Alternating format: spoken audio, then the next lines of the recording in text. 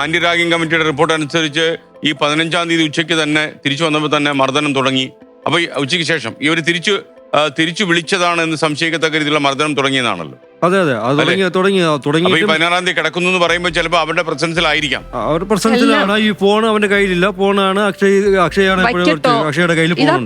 ഈ അക്ഷയോട് ചോദിച്ചാൽ കുറെ വിവരങ്ങൾ കിട്ടുമായിരിക്കും അല്ലേ? ചോദിച്ചു കഴിഞ്ഞാൽ തന്നെ മതി, എല്ലാം കിട്ടും. പക്ഷെ അക്ഷയെ തൊടാൻ പറ്റില്ല. അതെന്താണത്? അക്ഷയെ തൊട്ട് കഴിഞ്ഞാൽ തുടർന്ന് പോലീസുകാരനെ ഒന്നുകിൽ വീട്ടിൽ ഇരിക്കേണ്ടി വരും സാർ, ഇല്ലെന്നുണ്ടെങ്കിൽ ഏതെങ്കിലും കുഗ്രാമത്തിൽ പോയി ജോലി ചെയ്യേണ്ടി വരും. അക്ഷയെ പ്രൊട്ടക്ട് ചെയ്യുന്ന പറഞ്ഞാൽ ഇടുക്കിയിലുള്ള ഏറ്റവും വലിയ നേതാവ് അന്ന് മുതൽ പ്രൊട്ടക്ട് ചെയ്യുന്നത്. അല്ല, എനിക്ക് തോന്നുന്നില്ല. അച്ഛന് ധൈര്യമായിട്ട് ഒരു കാര്യം വിശ്വസിക്കാം. എത്ര വലിയ നേതാവായാലും ഈ സംഭവത്തിൽ ഈ ആര് പ്രതിയായാലും അയാളെ ഒന്നും സംരക്ഷിക്കാൻ പറ്റില്ല. കാരണം അത് പറ്റില്ല. കാരണം ഈ കേരളത്തിന്റെ ജനമനസാക്ഷി ഏറ്റെടുത്തൊരു സംഭവമാണിത്. കാര്യം മക്കളുള്ള ഒരു മാതാപിതാക്കൾക്കും താങ്ങാൻ പറ്റാത്ത ഒരു ദുരന്തമാണ് നിങ്ങളുടെ വീട്ടിൽ സംഭവിച്ചത്. അതുകൊണ്ട് തന്നെ ഏതെങ്കിലും ഒരു നേതാവ് അങ്ങനെ ധരിക്കുന്നെങ്കിൽ അയാൾ വീട്ടിൽ സ്വർഗത്തില്ല. അയാൾക്ക് പിടിച്ചു നിൽക്കാൻ പറ്റത്തില്ല. കാരണം നമ്മളിൽ മടപൊട്ടി വരുന്നു പറയുന്ന പോലെ ഇതൊരു വല്ലാത്ത വികാരപരമായ ഒരു പ്രശ്നമാണ്. അതുകൊണ്ട് തന്നെ നേതാക്കന്മാർക്ക് ചെയ്യാൻ പറ്റുന്ന കാര്യം ഈ കേസിലങ്ങ് ഇടപെടാതെ മാറി നിൽക്കുന്നതാണ് അവരുടെ തടിക്ക് നല്ലത്. അന്വേഷണം നടക്കട്ടെ സ്ട്രൈറ്റ് ആയിട്ട്. കാരണം എപ്പോഴും CBIയുടെ അന്വേഷണ രീതി തന്നെ ഒരു പ്രത്യേക അന്വേഷണ രീതിയാണ്. അവർ ക്രൈം നടന്നിട്ടുണ്ടോ എന്നാണ് ആദ്യം അന്വേഷിക്കുക, പിന്നെ അവർ ക്രിമിനൽസിനെ കുറിച്ച് അന്വേഷിക്കുക. അപ്പൊ ക്രൈം നടന്നിട്ടുണ്ട് എന്ന് അവർക്ക് പ്രാഥമിക ബോധ്യം വന്നു കഴിഞ്ഞാൽ അവർ പ്രതികളിൽ കൃത്യമായി എത്തും. അവർക്ക് ആത്മാർത്ഥമായിട്ടുള്ള അന്വേഷണ വൈഭവമുണ്ട്. CBI പ്രേരണയിലും സമ്മർദ്ദത്തിലും ഒക്കെ ജീവിക്കുന്ന ആൾക്കാർ പറയുന്നെങ്കിലും CBI തീരുമാനിച്ചാൽ പ്രതികളെ പിടിക്കും. കാരണം നമ്മുടെ പോലീസിന് കഴിവില്ലാത്തതുകൊണ്ടല്ല ഞാൻ പറഞ്ഞത്. നമ്മുടെ പോലീസുകളിൽ ആരോപണ വിധേയമാകുന്നു എന്നതുകൊണ്ട് മറ്റൊരു ഏജൻസി അന്വേഷിക്കട്ടെ. അതല്ലേ ഏറ്റവും നല്ല കാര്യം. അമ്മയിലേക്ക് ഞാൻ തിരിച്ചു വന്നാൽ ഈ അന്ന് 16-ാം തീയതി രാവിലെ എന്തായിരുന്നു മോൻ പറഞ്ഞു? ഉച്ചയ്ക്കും കിടക്കാണെന്ന് പറഞ്ഞു അല്ലേ? കിടക്കുന്നതിന്റെ കാരണം പറഞ്ഞില്ല. അല്ല, ഇനിയിപ്പോ എണീറ്റ പേപ്പർ കൊടുക്കാൻ പോകുന്നു എന്ന് പറഞ്ഞു. ഇത് വളരെ ക്ഷീണിതനായിരുന്നു. ഇല്ല, അപ്പൊ വേറെ ഒന്നും സംസാരിക്കുന്നില്ല.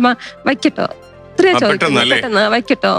ഇതൊക്കെ മകൻ തന്നെയാണല്ലോ സംസാരിച്ചിരിക്കുന്നത്. അതാ ഞാൻ ഉദ്ദേശിക്കുന്നു. അപ്പൊ മകനായിരുന്നു. ഇപ്പൊ എനിക്ക് സംശയം വരുന്നു. ഇത്രയും മകൻ തന്നെയാണോ? എന്റെ അടുത്ത് ചേട്ടൻ പറയും.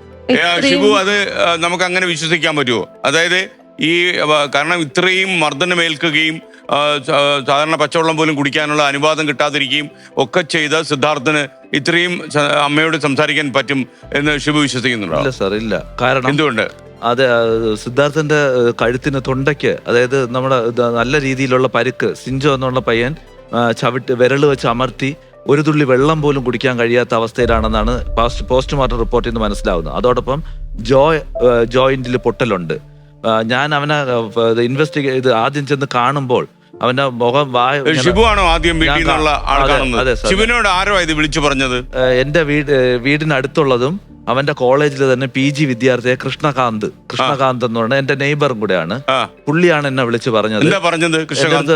18-ാം തീയതി ഒരു 2:20 കൂടിയാണ് എനിക്ക് കോൾ വരുന്നത്. അല്ല, രാത്രി ഉച്ചയ്ക്ക് ഞാൻ ഓഫീസിലായിരുന്നു. അപ്പോഴാണ് വിളിക്കുന്നത്. ഞാൻ ഡെയിലി വേസ് ആയിട്ട് താൽക്കാലികമായിട്ട് ഫുഡ് സേഫ്റ്റിയിലാണ് വർക്ക് ചെയ്യുന്നത്. അന്ന് ഞായറാഴ്ച അന്ന് നമുക്ക് ഓഫീസിൽ പോകണമായിരുന്നു. അപ്പൊ അന്ന് ഇരിക്കുമ്പോഴാണ് 2:20 കൂടി കോൾ വരുന്നത്. ചേട്ടാ, ഇങ്ങനെയാണ് സിദ്ധാർത്ഥൻ എന്തോ ഒരു ചെയ്തു എന്ന് തോന്നുന്നു, ഞാൻ പിന്നെ അറിയിക്കാം എന്ന് പറഞ്ഞു. 2 മിനിറ്റ് കഴിഞ്ഞപ്പോൾ എനിക്ക് ഇത് ടെൻഷനായി. ഞാൻ അങ്ങോട്ട് വിളിക്കുമ്പോൾ പറയും ഞാൻ ഹോസ്പിറ്റലിലോട്ട് പോയിക്കൊണ്ടിരിക്കുകയാണ്, കുറച്ച് കഴിഞ്ഞിട്ട് വിളിക്കാം. പിന്നെയാണ് വിളിച്ചിട്ട് പറഞ്ഞത് അവൻ ഇങ്ങനെ ഹാങ് ചെയ്തു എന്നാണ് അറിയാൻ പറ്റിയത്. മരണപ്പെട്ടു എന്നും ECG എടുത്ത് നോക്കിയാൽ മരണപ്പെട്ടു എന്നും അറിയാൻ പറ്റിയെന്ന് പറയും. അപ്പൊ എനിക്ക് മൊത്തത്തിൽ ടെൻഷനായി. അപ്പം ഈ കൃഷ്ണകാന്ത് എന്ന് പറയുന്നത് ഞങ്ങളുടെ നെയ്ബറുമാണ്. അതോടൊപ്പം അവിടുത്തെ PG വിദ്യാർത്ഥി. വിശദമായിട്ടൊന്നും പറയുന്നില്ല. അറിയാമായിരുന്നു ഇത്? എന്തോ അറിയാമായിരുന്നോ എന്നറിയില്ല. പക്ഷെ പുള്ളി ഈ കുട്ടികളൊക്കെ പേടിച്ചു പോകാൻ സാധ്യതയുണ്ട്. സംഘങ്ങൾ കോളേജിലുണ്ടെങ്കിൽ അതായിരിക്കും. പക്ഷെ തറപ്പിച്ച് പറയുന്നത് ആത്മഹത്യ ചെയ്തു എന്ന്. പിന്നെ 2-3 ദിവസം കഴിഞ്ഞിട്ടും പുള്ളി ഞങ്ങള് 2 ദിവസം കഴിഞ്ഞപ്പോൾ തന്നെ ഈ ഡീറ്റെയിൽസ് എല്ലാം അറിഞ്ഞു തുടങ്ങി. എന്നിട്ട് പോലും അപ്പൊ ഞാൻ തന്നെ അദ്ദേഹത്തിനോട് കാര്യം ചോദിക്കട്ടെ ഷിബു, അതായത് ഇപ്പൊ ഈ ആത്മഹത്യ എന്ന് ബ്രാൻഡ് ചെയ്യാൻ ശ്രമിച്ച ഈ മരണം തീർച്ചയായിട്ടും MG പ്രതീഷ് എന്നുള്ള റിപ്പോർട്ടറിന്റെ ഒരു സാന്നിധ്യം അതിനൊരു ഗുണം ചെയ്തെന്ന് ഞാൻ മനസ്സിലാക്കുന്നു. അതിന് അപ്പുറം നിങ്ങൾക്കിത് അങ്ങനെ ഒരു മരണമല്ല, ഇതൊരു സാധാരണ മരണമല്ല, ഒരു ആത്മഹത്യയല്ല എന്ന് ആദ്യം തോന്നിയത് എങ്ങനെയാണ്? ഞാനവിടെ നമ്മൾ ആദ്യം പോയി കോളേജിലാണ് ചെല്ലാൻ പറഞ്ഞിരുന്നത്. കൃഷ്ണകാന്ത് എൻ്റെ അടുത്ത് തുടങ്ങി, ചേട്ടാ നിങ്ങൾ നേരെ കോളേജിൽ വന്നാൽ മതി, ഡീനുമായിട്ട് സംസാരിക്കണം എന്ന് പറഞ്ഞു. അപ്പൊ ഞാൻ പ്രതീക്ഷിച്ചു പോകുന്ന ഡീന് ഞങ്ങളെ വിളിച്ച് ഈ കാര്യങ്ങളൊക്കെ ധരിപ്പിക്കും, എന്താണ് ഇവിടെ സംഭവിച്ചതെന്ന് പറയൂ എന്നാണ് വിചാരിച്ചുകൊണ്ട് ആ പ്രതീക്ഷയോടെയാണ് ഞങ്ങളെല്ലാവരും പോകുന്നത്. ഞങ്ങൾ ചെന്ന് ഡീനിനെ കണ്ടത് ക്യാൻറ്റീൻ്റെ നടയിൽ വെച്ചാണ്. ഡീനിൻ്റെ ഓഫീസിലോ ഒന്നുമല്ല, ആ നടുമുറ്റത്ത് വെച്ച് റോഡിൽ വെച്ച് അദ്ദേഹം ഇങ്ങനെ നിൽക്കുന്നു. അദ്ദേഹത്തിന്റെ കൂടെ കാന്തനാഥൻ എന്ന് പറയുന്ന നാരായണൻ, അതെ, MK നാരായണൻ, ഡീനിന്റെ അടുത്ത് കാന്തനാഥൻ എന്ന അസിസ്റ്റന്റ് വാർഡൻ, പിന്നെ ഒരു അധ്യാപകൻ, ഒരു ലേഡി, ഇവർ ഇത്ര പേര് നിൽക്കുന്നത്.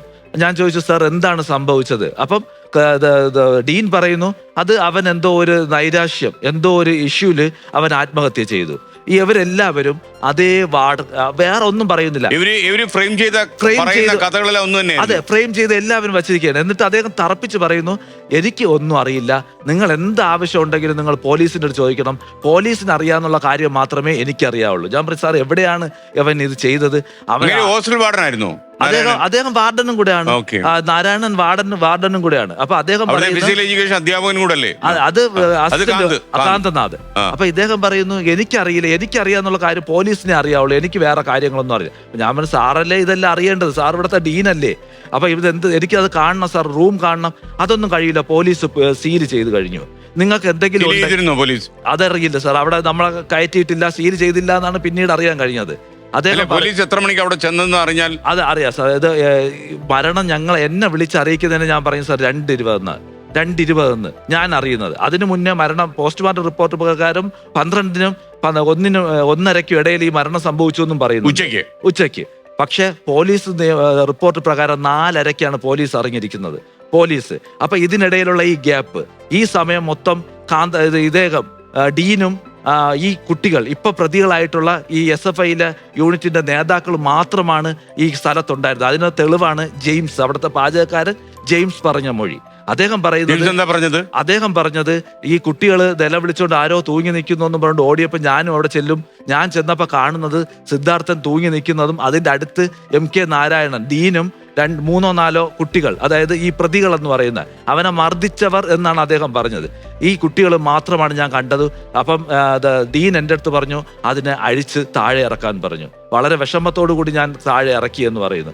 അപ്പം നമുക്ക് അതിൽ നിന്ന് മനസ്സിലാകാൻ കഴിയുന്ന സംസാരിക്കാത്ത ഒരു മനുഷ്യൻ. അതെ, അദ്ദേഹത്തിന്റെ ഇതെല്ലാം പറയുന്നത് ഭാര്യയാണ്. അദ്ദേഹം പറയുന്ന കാര്യങ്ങളെല്ലാം ഭാര്യ ട്രാൻസ്ലേറ്റ് ചെയ്യും. പക്ഷെ സിദ്ധാർത്ഥൻ MK നാരായണന്റെ പ്രസൻസ് അവിടെ ഉണ്ടായിരുന്നാണോ ഈ മൊഴി പറയുന്നത്? തീർച്ചയായിട്ടും ഉണ്ടായിരുന്നു. അദ്ദേഹത്തിന്റെ പ്രസൻസിലാണ്, അദ്ദേഹം പറഞ്ഞിട്ടാണ് ഇതിനെ അഴിച്ചിറക്കിയത്. അപ്പോൾ അദ്ദേഹത്തിന് ഈ കാര്യങ്ങൾ മുഴുവനും അറിയാം. ഡീനാണ് ഇതിൽ കൃത്യമായി ഈ 2 മണി തൊട്ട് 4:30 വരെയുള്ള ഈ 2 മണിക്കൂർ ഗോൾഡൻ ടൈമാണ്. ഈ സമയം മാക്സിമം ഒരു ഡോക്ടറും കൂടെ ആയ അദ്ദേഹത്തിന് ഇത് എന്ത് ബാക്കി നമുക്ക് പറയണ്ടല്ലോ, പോലീസിനെയാണല്ലോ ആദ്യം അറിയിക്കേണ്ടത്. അതെ, അതല്ലേ ഇതിനകത്തൊരു സുശാന്ത് കുമാർ ഉണ്ടല്ലോ ഇതില്. അതെ, ഈ കുളിമുറിയില് ആദ്യം കണ്ടെന്ന് പറഞ്ഞ കൃഷ്ണലാൽ. ഈ കുട്ടികളില് ഒരു കുട്ടിയും സിദ്ധാർത്ഥൻ എണീറ്റ് നിൽക്കുന്നത് കണ്ടിട്ടില്ല. സിദ്ധാർത്ഥന് ആരടുത്ത് ചോദിച്ചാലും പറയുന്നത് തലയിൽ കൂടെ മൂടി 2 ദിവസം കൊണ്ട് അവ അവിടെ കിടക്കുന്നത് മാത്രമേ കണ്ടിട്ടുള്ളൂ. ഈ കൃഷ്ണലാൽ എന്ന് പറയുന്ന കുട്ടി മാത്രമാണ് സിദ്ധാർത്ഥ എണീറ്റ് നിൽക്കുന്ന കണ്ടെന്ന് മൊഴി കൊടുത്തിട്ടുള്ളൂ. അപ്പൊ മൊഴി കൊടുത്തത് പോലീസിന് കൊടുത്തു. ആ മൊഴിയിൽ കാണുന്ന വൈരുദ്ധ്യം എന്താണ്? സാർ, അത് വ്യക്തമാണ്. മണി, SI മണി, അവിടുത്തെ വൈത്തിരി പോലീസ് സ്റ്റേഷനിലെ SI മണി, ഞങ്ങൾ പോകുമ്പോൾ തന്നെ അദ്ദേഹം എന്റെ ബ്രെയിനിലോട്ട് ഇങ്ങനെ രജിസ്റ്റർ ചെയ്യുകയാണ്, ഇത് ഒരു ആത്മഹത്യയാണ്. നിങ്ങൾ പറയും പോലെ അല്ല, ഇത് സാധാരണ ആത്മഹത്യയാണ്. ഇതാണ് ഈ ഡയലോഗാണ്, ഇതൊരു സാധാരണ ആത്മഹത്യ. നിർബന്ധം അദ്ദേഹത്തിനും അവരൊരു ടീം വർക്ക് അവിടെ നടന്നുകൊണ്ടിരിക്കുകയെന്ന്. ഈ SIക്ക് എങ്ങനെയെങ്കിലും ഇതൊരു ആത്മഹത്യയാക്കി മാറ്റണം. സാർ, ഒരു കാര്യം കൂടെ, ഞങ്ങള് ഇത് സുൽത്താൻ ബത്തേരി ഹോസ്പിറ്റലിൽ പോകുമ്പോൾ SI മണിയും ഒരു റൈറ്ററും അവിടെ ഇരിപ്പുണ്ട്. ഞാൻ അദ്ദേഹത്തിനോട് അപ്പോൾ ഞങ്ങൾക്കൊന്നും അറിയില്ല. ഞാൻ പറയുന്നു, സാർ, ഇത് ചരിത്രത്തിൽ ആദ്യമായിട്ടാണ്. സാധാരണ ഞങ്ങൾ ചെന്നിട്ട് പോലീസിനെ കാത്തിരിക്കുന്നു, ഇതിപ്പോ പോലീസ് ഞങ്ങളെ കാത്തിരിക്കുന്നു. പക്ഷെ അദ്ദേഹത്തിന് ഒരു മോട്ടീവ് ഉണ്ടായിരുന്നെന്ന് ഞാൻ അറിയുന്നില്ലല്ലോ. ഇപ്പോഴല്ലേ ഞങ്ങൾക്ക് മനസ്സിലായ, ഞങ്ങളെ എങ്ങനെയെങ്കിലും മാറ്റം വരുത്താൻ വേണ്ടിയാണ് അദ്ദേഹം അത് ചെയ്തതെന്ന് ഇപ്പോഴാണ് ഞങ്ങൾക്ക് മനസ്സിലാവുന്നത്. 9ാം വാർഷിക നിറവിൽ